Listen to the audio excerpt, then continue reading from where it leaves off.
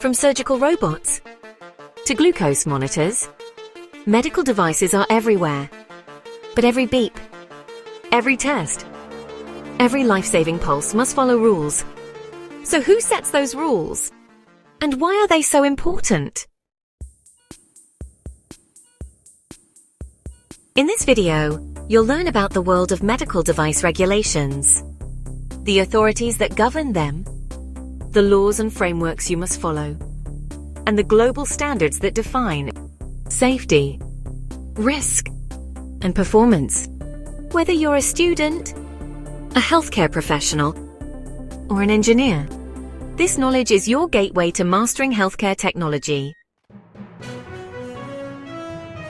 In the United States, the FDA regulates all medical devices under 21 CFR.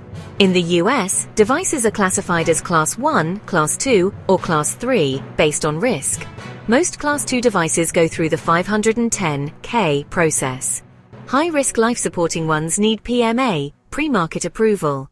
The FDA also enforces 21 CFR Part 820, the quality system regulation closely aligned with ISO 13485, defining how companies must design, manufacture, and monitor medical devices. In Europe, the European Commission enforces two major regulations: EU MDR for all medical devices and EU IVDR for in vitro diagnostic devices like blood tests and lab kits. These regulations are strict. They require clinical evidence, CE marking, post-market surveillance, and device traceability through UDI. Devices are audited by independent notified bodies before they hit the market. After Brexit, the UK introduced its own framework, regulated by the MHRA. Medical devices in Great Britain must comply with the UK MDR and display a UK CA mark, which will fully replace CE marking in the future for MDR/IVDR compliant devices. All devices must be registered with the MHRA, and international companies need a UK-based representative. Beyond the US, UK, and EU, many countries have their own systems, but most align with FDA or EU frameworks. Canada, regulated by Health Canada under the CMDR, requires ISO 13485 and participates in MDSAP. Australia follows EU-style conformity routes regulated by the TGA. Japan, the PMDA and MHLW govern devices under the PMD Act. China, the NMPA has its own regulatory framework with local testing and documentation. India devices are regulated by the CDSCO under the medical device rules. Brazil Anvisa manages regulation, accepting MDSAP and ISO standards. Many of these countries also recognize international standards.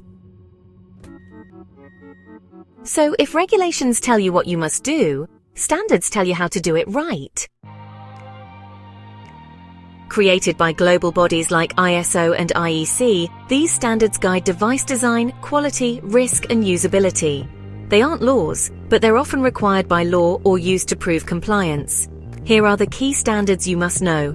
ISO 13485, Quality Management Systems for Medical Devices. ISO 14971, Risk Management through the Product Life Cycle. IEC 60601, Electrical Safety for Powered Medical Devices. IEC 62304, Life Cycle Processes for Medical Device Software. ISO 15189, Quality and Competence in Medical Laboratories. And IEC 62366, Usability Engineering Requirements for Medical Devices. These standards are recognized globally and integrated into regulations in nearly every region. Whether you're a biomedical or clinical engineer developing products, quality and regulatory professional managing compliance, healthcare provider using advanced equipment, or student preparing for a career in medtech, this knowledge empowers you to design safer devices, pass audits, and get global approvals faster.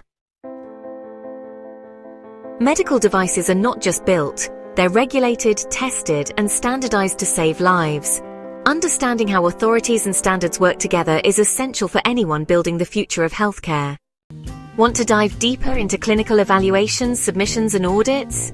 Check out the link in the description for advanced training and resources. And don't forget to like, subscribe and comment below if you want more videos like this.